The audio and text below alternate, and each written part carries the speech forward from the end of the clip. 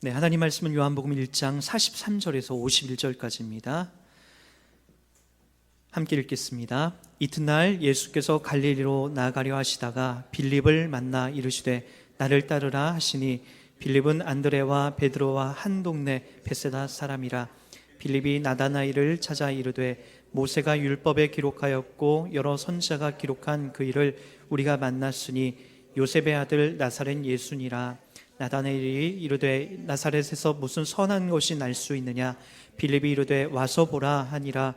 예수께서 나다나엘에게 이르되 오는 것을 보시고 그를 가리켜 이르시되 보라, 이는 참으로 이스라엘 사람이라 그 속에 간사한 것이 없도다. 나다나엘이 이르되 어떻게 나를 아시나이까. 예수께서 대답하여 이르시되 빌립이 너를 부르기 전에 내가 무화과 나무 아래에 있을 때에 보았노라. 나다나엘이 대답하여 랍비여, 당신은 하나님의 아들이시요 당신은 이스라엘의 임금이로소이다. 예수께서 대답하여 이르시되 내가 너를 무화과 나무 아래에 있다므로 믿느냐. 이보다 더 큰 일을 보리라. 또 이르시되 진실로 진실로 너에게 이르노니 하늘이 열리고 하나님의 사자들이 인자 위에 오르락 내리락 하는 것을 보리라 하시니라. 아멘. 네, 자리에 앉겠습니다.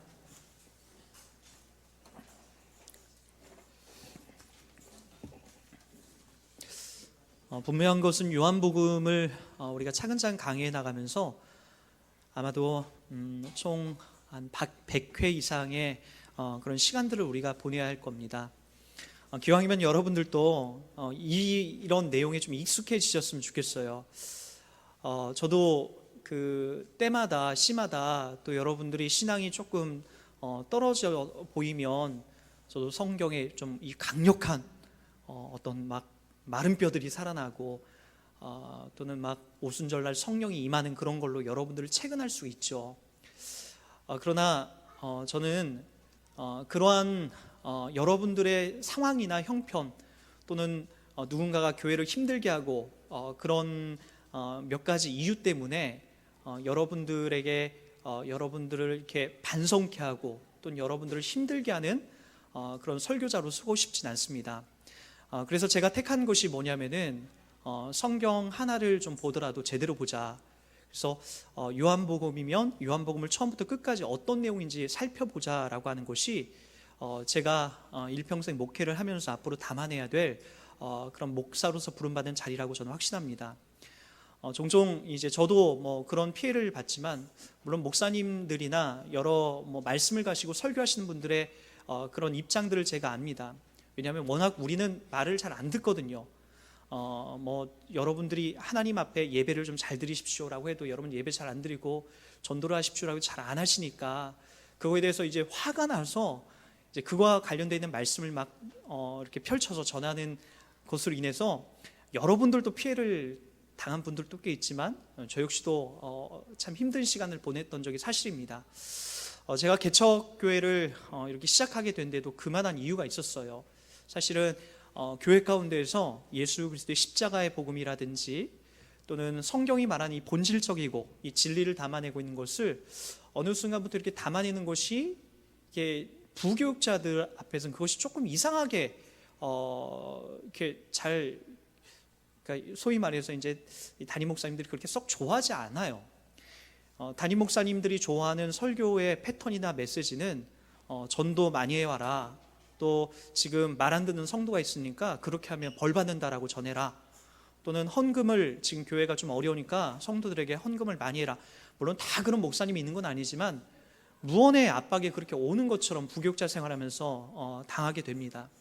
그러다 보니까 이 목사로서의 어떤 양심적인 부분에 있어서 상당히 고민이 되고 흔들렸던 계기가 참 많이 있었던 것 같습니다. 그래서 성경이 말하고 있는 진실된 이야기가 과연 무엇인가, 그것을 제껴놓고 교회의 유익을 위해서 그렇게 전하는 것이 저에게는 상당히 많이 힘들었던 부분이었던 거죠. 그래서 제가 생각했던 것은 단 한 사람이라도 좋다. 그것이 어떤 사람인지 모르지만 단 한 사람이라도 예수 그리스도께서 말씀하셨던 그 길, 그리고 가셨던 그 자리를 우리가 좀 바르게 담아내는 그 교회로 서고 싶다라고 해서 약 2년 전에 이렇게 교회가 개척이 됐던 거죠. 그런 자리에서 여러분들이 이 자리에 나와주셨고 또 저를 믿고 또 저를 제가 전하는 예수 그리스도의 본질과 이 진리를 여러분 믿고 이 자리에 따라오시고 있다면 여러분 저희 교회 가운데서 전하고 있는 이 내용 앞에 여러분들이 확인해 주시고 그리고 제가 숱한 많은 시간 동안 고민하고 그리고 이 설교에 대해서 많이 연구하고 그리고 다짐하면서 이 강해 설교라고 하는 처음부터 끝까지 요한복음의 그 모든 내용을 차근차근 어떤 내용인지 확인해 나가는 것이 우리의 신앙 속에서 잘못되고 그리고 왜곡된 부분을 수정해 나가는데 가장 중요한 것이라는 것을 확인하게 됐습니다. 이번 주에는 제가 민방위가 있었어요. 8년차 민방위에 제가 속해서 이 고참이 되면 민방위도요 오라고 하지 않아요. 집에서 이제 인터넷으로 이렇게 이제 시청을 하고 1시간 분량을 시청을 하고 나중에 이제 잘 신청을 했는지 안 했는지 이렇게 답을 이렇게 써서 내라고 인터넷 시험을 이제 보게 됩니다. 요즘에 참 좋아졌죠. 그래서 민방위에 그 집에서 이렇게 하는데 그거 앉아가지고 1시간 누가 그거 다 보겠습니까? 클릭해놓고 총 한 8테마가 있는데 클릭해놓고 제 할 일 하고 와서 이제 끝내고 또 다음 테마 이렇게 와서 또 하고 총 뭐 6, 7개를 이렇게 쭉 듣는 거예요. 이제 문제는 그 다음이에요. 다 이제 듣고 났는데 상식적인 그 동영상을 보면서 아주 상식적인 문제를 쭉 이렇게 20문제가 나와요. 근데 이제 그 문제를 이제 잘 이렇게 물론 안 봐도 어느 정도 이제 다 풀 수 있는 그런 아주 상식적인 내용인데 제가 이번에 시험을 보고 나서 몇 문제를 틀렸어요. 그러니까 그 민방위 아주 그냥 단순한 건데도 틀린 이유가 있어요. 그것은 섣불리 답을 이렇게 체크하려고 했기 때문이에요. 동영상은 보지 않고 그게 어떤 내용인지 잘 보지 않고 바로 이제 답을 체크하다 보니까 그런 실수를 이제 범하게 됐던 거죠. 물론 이제 뭐 그것 때문에 뭐 다시 뭐 들어라 또는 다시 와서 현장에서 다시 해야 된다 그런 건 없지만 이게 조금 몇 문제를 틀리고 나니까 이게 자존심이 좀 상하더라고요. 그래서 뭐가 틀렸나 이렇게 봤더니 동영상을 이렇게 보지 않으면은 민방위 훈련을 잘 이렇게 쭉 내용을 보지 않으면 틀릴 만한 문제를 이렇게 틀린 거예요. 저는 우리 성도들이 범하는 실수도 항상 그 자리라고 봐요. 난 다 알아. 나는 성경 말씀을 다 꿰뚫고 있어. 어떤 건지 난 대충 알고 있어. 이 성경이 말하고 있는 진리가 뭔지 알아. 라고 하는 사람들이 가장 많이 실수하는 자리가 그런 자리예요. 안다라고 놓치는 그런 내용인 거죠. 그리고 이제 안다라고 하는 사람들이 대부분이 이제 어떻게 자꾸만 성경을 담아내냐면은 야, 너 기도하지 않아서 그래. 자꾸만 이런 거래. 너 봉사하지 않아서 그래. 또는 너 새벽기도 안 나와서 그래. 자꾸만 이런 것들로 몰아가요. 성경을 안다라고 하는 사람이. 근데 성경은 의외로 그런 것들을 중요하게 여기지 않아요. 새벽기도 매일같이 나와라. 헌금생활 매일매일 해야 된다. 그리고 뭐 여러분들 보고 나가서 매일같이 돌아다니며 전도해 와야 된다. 그런 것이 의외로 많이 기록되지 않아요. 그리고 의외로 어떤 것이 뭐냐, 진리를 알라는 거예요. 예수 그리스도가 누군지를 알라는 거예요. 그분이 왜 이 땅에 오셨고 너희와 무슨 상관이 있는지를 알라는 것이 더더욱 성경 속에 많이 기록되고 있더라고요. 그럼 여러분들이 자꾸만 이 성경을 덮어두고 자꾸만 여러분들이 갖고 있는 어떤 종교심에 의해서 만들어내려고 하는 신앙생활이 성경이 말하고 있는 것과는 조금 다른 그림으로 흘러갈 수 있더라고요. 그러니까 여러분들이 어디에서 여러분 모든 걸 확인해야 되냐면 교과서를 확인해야 된다라고요. 성경이 말하고 있는 이 내용, 이 교과서, 성경이 무엇을 지향하고 있는지를 정확하게 여러분 보셔야만이 여러분들의 신앙생활이 잘하고 있는지 못하고 있는지를 그 다음에 이제 확인하게 되는 거죠. 그렇다고 여러분 뭐 헌금을 하지 말아라, 전도를 하지 말아라, 봉사를, 그런 이야기가 아니에요. 그거는 우리 신자들이 한 교회, 이 개척교회를 세워나가면서 우리가 같이 짊어져야 될 마땅한 자리인 거죠. 저만 이거 하면 안 돼요. 같이 해야 되는 거예요. 여러분과 제가 함께 이것을 짊어지는 것, 한 교회를 건강하게 세워나가는 것은 이건 당연한 거지만 사실 이거보다도 더 중요한 게 있다라고요. 그게 바로 오늘 성경에서 말하고 있는 이 진리에 대해서, 예수에 대해서 그렇게 여러분이 확인해 나가는 거죠. 이게 왜 중요하죠? 도대체 왜 성경은 이걸 여러분에게 강조하는 겁니까? 성경은요, 우리들 가운데 그 얘기를 하는 거예요. 여러분들이 착한 행동, 그리고 뭐 많이 안다라고 해서, 또는 많이 뭐 전도하고 헌금을 많이 해서 그래 내가 너에게 저 천국의 가장 좋은 자리 줄게, 또는 천국으로 내가 널 이끌어줄게, 그렇게 약속하지 않고 있기 때문에요.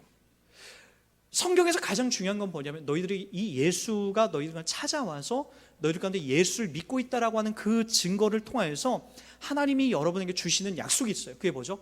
여러분을 죄 없다라고 인정하는 거예요.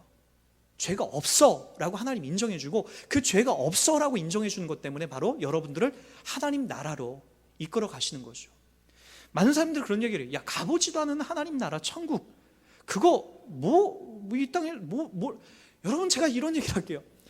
여러분이 태어나기 전에 이 땅에 있다는 걸 아셨나요? 여러분들이 나기 전에 이 땅에 있는 걸 아셨냐라고요. 우리는 전혀 몰랐어요. 태어나 보니까 이 땅에 있다는 걸 알았던 거죠. 마찬가지로 우리가 하나님 나라에 가서도 깜짝 놀랄 일이 그거라고요. 야, 내가 이 땅에서 하나님 나라에 있다는 걸 더 알고 더 성실하게 이 땅을 살아낼 걸. 야, 내가 이 땅에 있을 때 주님을 더 신실하게 신뢰하면서 믿어오면서 바르게 생활할 걸. 그걸 제일 아마 후회하는 시간들을 갖게 될 거예요. 하나님 나라는 반드시 있죠. 여러분에게 그것이 찾아와서 여러분들이 이 땅에서 태어나서 이 땅에 있는 것처럼 이 땅에서 죽은 다음에 하나님 나라에 가서 그것을 반드시 분명하게 선명하게 확인하는 시간들이 곧 찾아오게 될 겁니다. 그렇게 하나님께서 여러분에게 약속한 이 진리의 말씀, 이것을 확인해 나가는 것들은 여러분 신앙생활 속에서 일평생 가장 중요한 시간이에요. 여러분, 그것을 확인하고 나가시기 바랍니다. 참 고마운 것은 그래도 우리 교우들 가운데 이런 것들 가운데 관심이 있고 이러한 진리의 말씀에 확인이 돼서 자꾸만 다른 친구들을 초대하고 다른 친구들에게 복음을 전하고 그렇게 이제 확인이 내나가는 우리 아주 멋진 우리 교우님들이 계세요. 저는 그 자리에서 여러분들이 밝히 그렇게 하나님의 진리를 밟아서 나가는 것에 대해서 얼마나 제 자신이 기쁘고 또 우리 교회가 여러분들로 인해서 얼마나 이렇게 건강하게 세워질 것에 대해서 참 행복한지 모르겠어요. 여러분, 그렇게 우리 힘들지만 하나하나 이 기초석을 놓고 쌓아나가는 우리들의 모습이 되었으면 좋겠습니다. 그런 의미에서 다시 한번 오늘 본문에서 말하고 있는 이 본문의 말씀에 한번 더 집중해 주십시오. 도대체 이렇게 기록되어 있는 이유가 무엇인가 한번 그 내용을 확인해 나갔으면 좋겠습니다. 자, 빌립, 예수님이 직접 가서 나를 따르라라고 했던 이 빌립을 지금 데리고 와서 바로 이 빌립에게 바로 구약에 기록되어 있는 모든 성경, 구약에 기록되어 있는 모든 메시지가 바로 나를 향해서 기록된 것이라고 하는 것을 얘기해 주면서 이 빌립이 예수님을 메시아로 믿을 수 있는 그 자리로 지금 초청받습니다. 그러고 나서 이 빌립이 그 다음에 가만히 있는 게 아니라 그 다음에 이 빌립이 바로 나다나엘에 가서 이 복음과 이 진리를 담아내는 그림을 볼 수가 있습니다. 자, 먼저 이 부분을 이야기하기 앞서서 우리가 먼저 확인해야 될 것은 여러분, 요한복음 1장에서 가장 여러분이 중요하게 봐야 될 절이 어떤 절이라고 생각하십니까? 물론 다 중요해요. 제가 보기엔 뭐 다 중요한데 아마 여러분들이 눈에 이렇게 쑥 들어오는 것이 아마 1장 12절일 거예요. 1장 12절 다 같이 한번 읽어볼까요? 시작. 영접하는 자 곧 그 이름을 믿는 자들에게는 하나님의 자녀가 되는 권세를 주셨으니. 영접하는 자, 누구를? 예수님을 마음속에 모셔들인 자, 그 자들에게는 하나님의 뭐한 자? 자녀가 되는 권세를 줬다는 거예요. 그러니까 이건 분명한 거죠, 여러분. 여러분들이 어떤 도덕적인 선한 행위를 위해서 또는 어떤 착한 일을 많이 해서 얻어지는 것이 아니라 하나님의 자녀가 되는 것은 예수님을 영접해야만이 그것이 누리는 복이라는 거예요. 그러니까 여러분들이 영접을 해야만이 예수님의 하나님의 자녀가 될 수 있다는 거죠. 근데 여러분, 이 부분을 보면은 그래, 나 같은 사람이 나 정도 되니까 영접을 하는 거지, 이렇게 착각하면 안 돼요. 그러니까 우리가 신앙생활 하면서 여러분들이 가장 많이 오해하는 것이 뭐냐면은, 야, 우리 부모님이 잘 믿었기 때문에 내가 이 정도 되는 거야. 우리 엄마 아빠가 목사이기 때문에 난 이 정도 되는 거야. 또는 내가 그래도 착하게 사니까, 그래도 내가 그래도 이렇게 나쁜 맘 먹지 않으니까 하나님이 나를 이렇게 불러주신 거야. 또는 나의 아내가 잘 믿어서, 또는 나의 남편이 잘 믿어서, 아니면 나의 자녀들이 잘 믿어서, 그런 자리로 가면 안 돼요. 왜냐고요? 요한복음 1장 12절은 이건 변할 수 없는 명제지만 이것을 우리들 가운데 아주 친절하게 설명해 주고 있는 구절이 13절입니다. 다 같이 한번 보도록 할까요? 시작. 이는 혈통으로나 육적으로나 사람의 뜻으로 나지 아니하고 오직 하나님께로부터 난 자들이니라. 자, 여기 보십시오. 이게 중요한 거예요. 우리가 가장 놓치기 쉬운 것이 뭐냐면, 그래, 내가 믿을 만한 자격이 되기 때문에 믿었다고 생각하는데 13절은 그 얘기란, 그게 아니라는 거예요. 영접하는 자 곧 하나님의 아들을 믿는 자들은 하나님의 자녀가 권세를 주었는데 이 권세는 혈통으로나 육정으로나 사람의 뜻으로 된 게 아니라는 거예요. 여러분들 여기에 여러분들의 어떤 자신만만한 여러분 개인의 어떤 선한 행위가 이 안에 들어갈 수 있겠습니까? 전혀 들어가서 안 돼요. 뭐예요? 어떤 자리입니까? 이건 다 하나님께서 은혜로 우리를 불러주신 거라고요. 나 같은 사람, 이 부족한 사람, 이 지지로 못난 사람을 하나님이 불러주셨기 때문에 여러분 이 자리에 쓸 수 있었던 거죠. 그래서 사람의 뜻으로 육정으로나 아지 아니하고 오직 누구로부터 났다라고요? 하나님께로부터 났다라고 얘기하는 거예요. 여러분들이 크게 착각하면 안 돼요. 그래서 여러분 교회 나와서 여러분들이 가장 실수하고 놓치는 게 뭐냐면은 다른 사람과 이렇게 비교하는 자리예요. 나는 믿을 만한 자격이 된다라는 거죠. 나는 괜찮다라는 거죠. 다른 사람은 아직 멀었다라는 거죠. 저 사람은 믿을 만한 자격이 없다라는 거죠. 그런 눈으로 여러분 보시면 하나님의 은혜에서 하나님의 은혜라는 것을 가장 많이 이해 못하고 그 은혜를 아직도 모르는 사람들이라고요. 여러분들이 하나님을 믿고 이 신앙생활을 해나가는 여정 속에 가장 많이 확인해야 될 것은 나 같은 사람이에요. 나 같은 사람이 뭐 하나 잘난 게 없는데 나 같은 사람을 하나님 불러주셨나, 하나님께로부터 나를 나게 하셨나, 이 자리를 확인하는 자들만이 여러분 신앙생활이 무엇인지 납득을 할 수 있게 되는 거죠. 여러분 그 자리를 부름받은 사람이라고. 오늘 보세요. 저는 이 지점이 너무나 신비하더라고요. 오늘 나다네일이 이런 얘기를 합니다. 빌립이 예수님을 만나고 나서 야, 구약 성경 속에 예언되어 있는 그 메시아를 내가 만났다, 그 하나님의 아들을 내가 만났다 라고 하면서 그 기쁨을 주체할 수 없어서 그의 가장 이웃이었던 나다나엘에게 가서 전합니다. 그런데 나다나엘이 반응이 뭐라고 하는지 보십시오. 46절 다 같이 보세요. 시작. 나다나엘이 이르되 야, 나사렛에서 무슨 선한 것이 날 수 있느냐. 빌립이 이르되 와서 보라 하니라. 나다나엘이 반응이 저는 이해가 가요. 야, 나사렛 사람 그 예수가 네가 지금 나사렛 사람 예수를 얘기하고 있는데 야, 무슨 나사렛에서 선한 것이 날 수 있겠느냐. 기왕이면 야, 예루살렘도 아니고, 예루살렘은 그 당시에 많은 뛰어난 학자들과 철학자들이 모였던 동네였고요. 여기 나사렛은요 시골촌이었다라고요. 우리로 따지면 어느 정도 될까요? 여기에 사시는 분 없죠? 평촌, 이 안양은 여러분 이 예루살렘 근방에 있는 사람이 여러분 훌륭한 사람들이에요. 어느 사람, 강원도 저 정선, 횡성은 좀 가깝네요. 정선 한번 가보면 내려오죠. 인제, 사람 왕래가 없는 그런 동네. 나사렛은 그런 정도 동네라고요. 그 생각하기 그런 마음이 들 수 있겠죠. 야, 강원도 정선이나 강원도 인제 같은 데서 무슨 선한 것이 나오겠느냐. 여러분 그 내용이라고요. 지금 나다네엘의 입장이 저는 이해가 가요. 얼마나 이 사람이 얼마나 선입관과 이 합리적인 생각을 갖고 있는 사람인지 보시라고요. 여러분 우리도 신앙생활을 그렇게 엮어가는 사람들이 너무나 많죠. 야, 교회 다닌다고 뭐 잘 되는 게 있냐? 야, 기도한다고 뭐 돼? 야, 예수 믿어서 진짜 구원받는 거 맞아? 우리 이런 합리적인 생각, 이러한 어떤 선입관이 내 안에 자욱히 자리 잡을 때가 있더라고요. 여러분 그 자리에 우리가 서서 매일같이 이 신앙, 이 기독교를 개독교라고 욕하고 우리가 그렇게 비판한 자리에서 우리가 매일같이 서요. 마치 여러분들이 알고 있는 지식이 다인 것 같고, 여러분이 쌓은 환경과 그리고 여러분들이 담고 있는 모든 일상생활이 진리인 것 같죠. 그러나 여러분 저는 알아요. 우리 일상 속에서 저도 마찬가지지만 비판이 많은 사람들이 있어요. 우리 주변에 막 이 비판이 엄청나게 많은. 최근에 이제 이 박근혜 정부 하야 저도 적극 동의하고 지지합니다. 근데 저는 항상 그런 일들 앞에 섰을 때 항상 저 자신을 봐요. 왜냐하면은 아마도 이제 그렇게 많은 국민들이, 많은 사람들이 이 마음에 그렇게 나오는 것은 그 안에 갖고 있는 그 답답한 현실 때문에 그 자리로 나올 수밖에 없는 거라고 저는 여겨져요. 세월호 사건을 통해서 자식을 잃은 그 안타까운 심정을 갖고 있는 부모들의 마음, 또는 이 땅에서 정말로 노력을 하고 정말 열심히 해도 취업도 할 수 없고, 그리고 열심히 해도 좋은 곳에 갈 수 없는 이 젊은 청년들의 이 아픈 현실, 말 한 번 타가지고 그냥 쉽게 이화여대 들어가는 이 최순실 씨의 딸을 허탈하죠. 레포트를 중학교 수준의 그런 내용도 짜집기해서 낼 만한 그런 수준의 레포트를 내서 이화대 여대 그 교수들이 칭찬해주고 A+ 학점 받는 그 아픈 현실을 보면 여러분들의 그 좌절감과 안타까움이 전 느껴져요. 안타깝죠.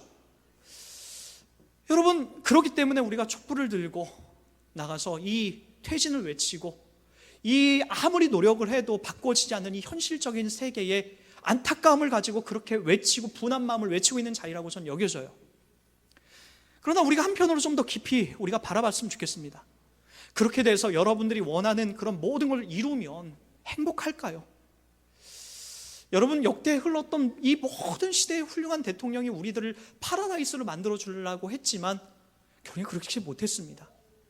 사회주의를 만들어서 모든 사람이 다 공평한 자리에서 모든 걸 통용하고 나누려고 했지만 성경에서 말하였던 그런 자리까지 흘러가지 못했더라고요.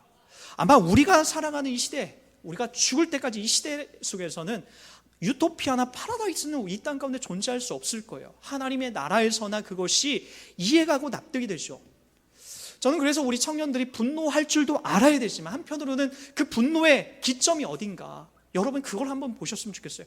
우리들의 분노의 기점, 이 분노의 기점이 혹시라도 내가 갖고 있는 어떤 피해, 어떤 내가 갖고 있는 아픈 상처, 내가 갖고 있는 어떤 깊은 안타까움이 그 안에 점이어서 그것이 나오는 것은 아닌가. 여러분, 그런 것들도 우리가 좀 확인해 보자라고요. 그래서 여러분, 나가서 우리가 외치고 저항하고 하는 것도 때때로 필요하지만 한 번 더 여러분들 깊이 하나님을 신뢰하면서 그러한 부분을 치유받고 회복되어져서 좀 더 유연하고 따뜻한 사람이 돼서 여러분 이 땅을 살아가는 그런 존재들이 되었으면 좋겠습니다. 그런 자리, 그런 시대의 흐름에 부름받는 예수 믿는다는 그런 자리로 여러분이 서나갔으면 좋겠어요. 나다네일이 섰던 것은 바로 그런 비판의 자리입니다. 그도 아마 내면 깊숙이 이 땅은 그 누구에게 모르지만 깊은 아픔과 상처가 있을 거예요. 야, 무슨 나사렛에서 선한 것이 나오냐, 말도 안 된다. 야, 그런 곳에서 무슨 말도 안, 야, 너 나한테 말도 걸지 마. 그런 비판적인 자리에 그가 있을 수 있더라고요. 저는 이것을 이해합니다. 우리도 다 그런 마음으로 이 땅을 살아가고 있고요. 그러나 저는 그 지점, 그 이후의 지점이 말할 수 없는 이 주님의 부르심 앞에 저항할 수 없는 힘이 있다라고 저는 느껴집니다. 뭐냐면은 결국엔 주님께로 그가 붙들려 갑니다. 그래서 주님과 어떤 대화가 오가죠? 47절 한번 보세요. 예수께서 나다니엘이 자기에게 오는 것을 보시고 그를 가리켜 이르시되 보라, 이는 참으로 이스라엘 사람이라 그 속에 간사한 것이 없도다. 48절 나다니엘이 이르되 어떻게 나를 아시나이까? 예수께서 대답하여 이르시되 빌립이 너를 부르기 전에 내가 무화과나무 아래 있을 때에 보았노라. 무엇을 얘기하는 겁니까? 하나님이 우리를 알고 계시다라는 거예요. 저는 이 지점에서 항상 위로를 받습니다. 나만 다인 줄 알고 그리고 나만 상처받아서 분노를 갖고 이 땅을 살아가는 것이라고 생각이 되는데 하나님이 나의 아픔과 분노를 이미 알고 계세요. 나 자신이 누구인지를 주님이 이미 알고 계시더라고요. 그래서 우리를 싸매어주고 우리의 잘한 점을 칭찬해주고 계신 그 주님의 따뜻한 음성이 우리들 가운데 들리지 않습니까?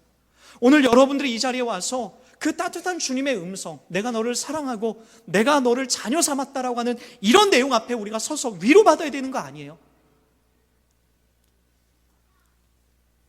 나다니엘이 그 다음에 고백한 걸 보십시오. 그가 주님이 나 같은 사람을 알고 계시는구나, 그리고 내가 어떤 행동을 하고 있는지 모든 것을 알고 계시는구나 라고 하는 것을 확인한 순간 49절 나다나엘이 고백해내는 것을 다 읽어보겠습니다. 49절입니다. 나다나엘이 대답하여 랍비여, 당신은 하나님의 아들이시요 당신은 이스라엘의 임금이소로이다.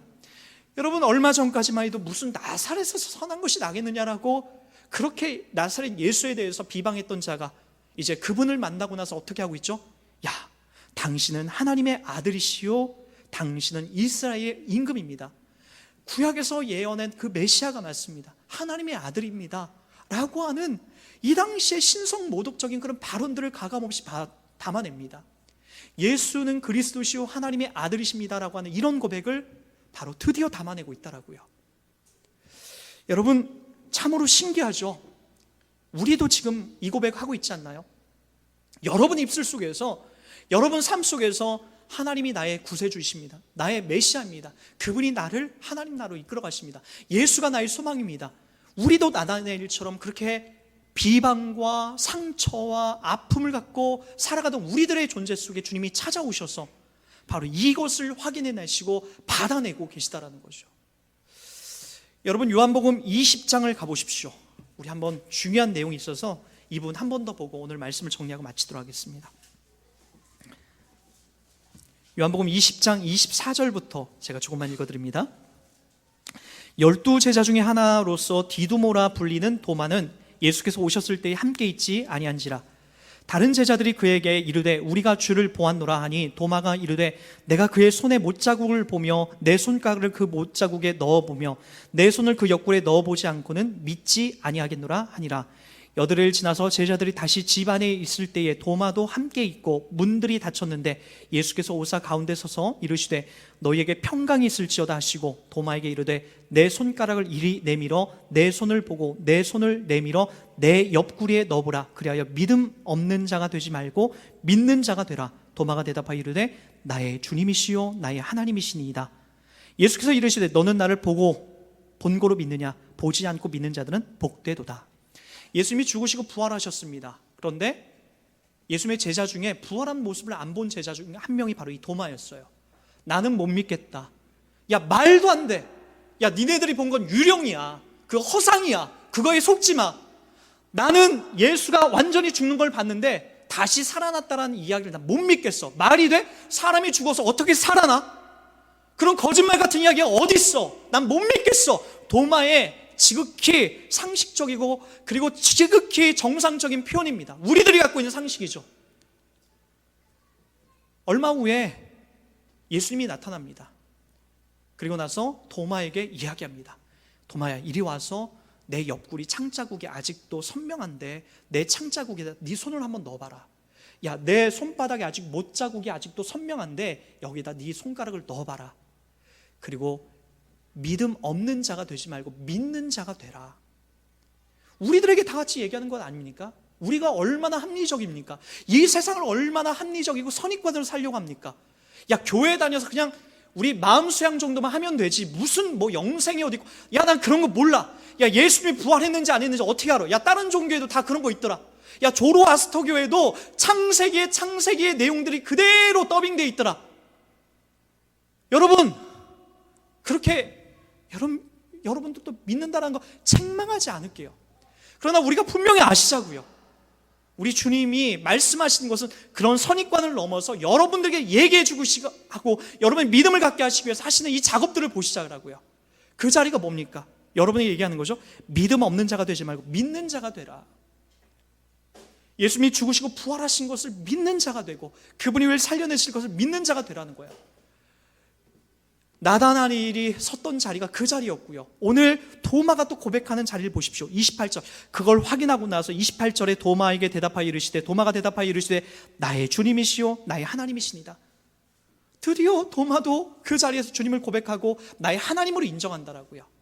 그리고 우리들에게 한 번 더 얘기하죠. 28절 예수께서 이르시되 너는 나를 보고 믿느냐? 보지 않고 믿는 자들. 여러분들은 예수님을 살아나신 것을 보지 않고 믿는 자들이에요. 여러분들 보고 뭐라고 하냐면은 보고 믿는 제자들보다 여러분들이 더 복되다라고 얘기하고 있더라고요. 그렇게 우리 믿고 나가자라고요.